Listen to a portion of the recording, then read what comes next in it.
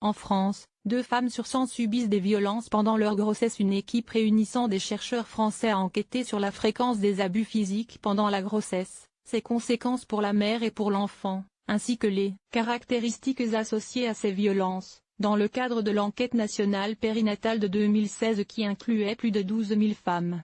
Les violences à l'encontre des femmes y compris pendant la grossesse constituent un problème majeur de santé publique. Elles peuvent entraîner la mort, le handicap, et différents troubles de santé mentale et physique chez la mère ou chez l'enfant à naître. Bien que la proportion soit difficile à estimer et qu'elle varie selon les régions, environ un tiers des femmes dans le monde sont victimes d'abus physiques ou viol, de leur partenaire ou d'une autre personne. Mais jusqu'à présent les chercheurs ne disposaient pas de données concernant les violences physiques spécifiquement pendant la grossesse à l'échelle nationale, et c'est cette lacune qu'a souhaité combler une équipe de scientifiques.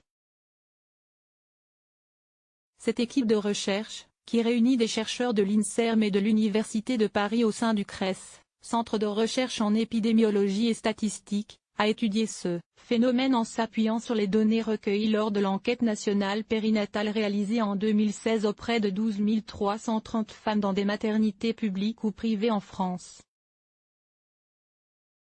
L'objectif de cette étude était de connaître la fréquence des violences physiques pendant la grossesse, les facteurs de risque, les conséquences pour la mère et pour l'enfant, étape essentielle pour mettre en place des mesures visant à réduire l'incidence de ces violences, expliquent les chercheurs dans un communiqué de l'INSERM. Une véritable détresse psychologique pour les femmes concernées. Ces derniers ont ainsi calculé que 1,8% de l'ensemble des femmes interrogées avaient subi des violences physiques pendant leur grossesse, et que différentes caractéristiques y étaient associées. En particulier, les femmes qui ne sont pas en couple cohabitant, qu'elles soient en couple non cohabitant ou sans partenaire, sont plus nombreuses à être victimes.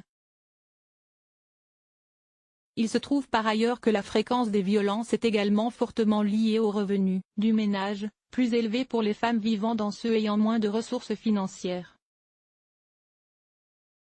Enfin, certains comportements comme la consommation de tabac, ou de cannabis, par la future mère sont plus fréquents en cas de violence physique. L'étude indique également que ces violences entraînent des conséquences très néfastes pour la mère et pour l'enfant. En effet, 62% des femmes ayant subi des abus physiques ont affirmé avoir été en situation de détresse psychologique pendant la grossesse, contre 24% pour les autres femmes. En ce qui concerne le nouveau-né, elles sont associées à un risque plus élevé de naissance prématurée ou de transfert de l'enfant dans une unité de soins intensifs. Ces résultats ont leur importance selon les chercheurs, car ils pourront aider les professionnels de santé à développer des stratégies préventives ou de protection et les conduire à évoquer cette question lors des consultations anténatales. Les principaux facteurs associés à un risque accru de violence pendant la grossesse étaient les facteurs socio-économiques. L'identification par les soignants des femmes exposées à la violence pendant la grossesse doit être améliorée afin de développer des stratégies de prévention et de soins, conclut leur étude publiée dans le Maternal and Child Health Journal.